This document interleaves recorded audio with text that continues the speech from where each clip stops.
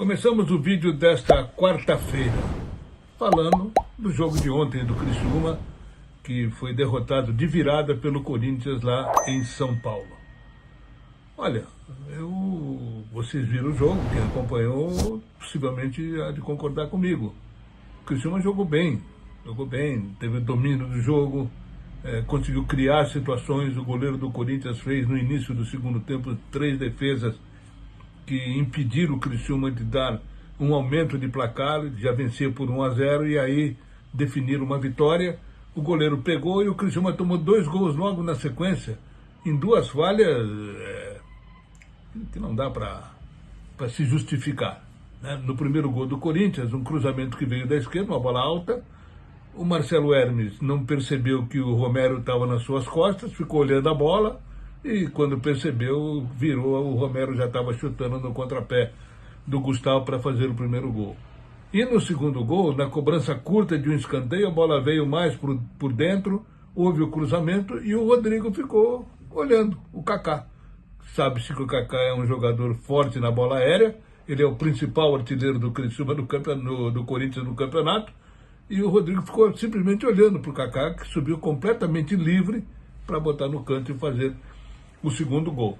Mas isso não impediu o Criciúma de continuar jogando dentro de um bom ritmo, né? Teve troca de passes, marcou forte, o Corinthians não conseguiu criar mais nenhuma situação, mas o Criciúma pecou de novo, né? Quando teve as finalizações e o goleiro pegou, beleza, daí para frente, quando realmente precisou buscar o resultado, o time não conseguiu desenvolver o futebol ofensivo que pudesse lhe dar pelo menos um ponto lá em Itaquera.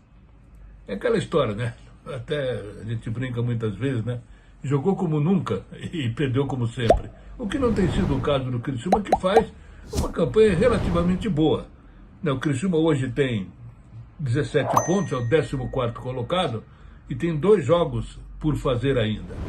Contra o Fortaleza, aqui, que vai ser na próxima semana, no dia 24, quarta-feira que vem, e depois contra o Grêmio, jogo que ainda não teve data definida. Mas isso é preocupante, né? Não pelo resultado em si, porque perder para o Corinthians, beleza, apesar do Corinthians estar na zona do rebaixamento. Jogou bem, o Corinthians está um time ainda que em formação com um novo técnico, né? Porque mexeu, trocou, tirou, pôs, mas não conseguiu, claro, em 1, 2 dias não vai conseguir dar um padrão para um time que já vinha numa situação de dificuldade ao longo do campeonato. Continua na zona do rebaixamento, agora subiu um pouco, está a 2 pontos do Criciúma, que é, como eu disse, o 14º colocado. Mas o problema é o jogo de sábado, contra o Flamengo, lá em Brasília. O Flamengo é indiscutivelmente o favorito até para ganhar o campeonato, né? Porque tem um time, tem plantel, e teve alguns tropeços porque perdeu os principais jogadores que estavam na Copa América.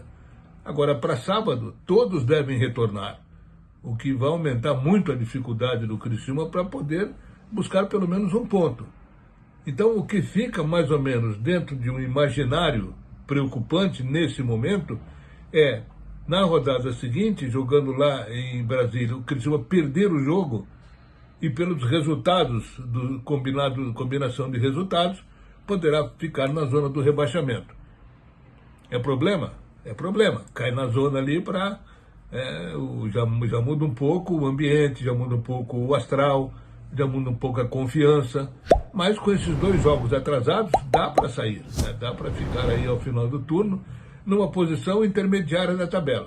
É o que se espera do Criciúma na sequência do campeonato. Agora, esse jogo de sábado realmente ele é danado, né? Não dá para tirar do Flamengo todo o favoritismo contra qualquer time do futebol brasileiro. Inclusive contra os líderes, Botafogo, Palmeiras. O Flamengo tem muito mais time, tem muito mais plantel, além de time, plantel, né? Porque é um time galáctico, né? Que tem o Flamengo se falando do futebol brasileiro, né? Pela qualidade dos seus jogadores, pelo entrosamento que já existe, e tem um plantel que é indiscutivelmente o maior e melhor plantel do futebol brasileiro. Então, vamos esperar, né? Como é que o Criciúma vai reagir depois dessa derrota. Como eu disse, ele jogou bem, não merecia a derrota. Quem viu há de concordar comigo.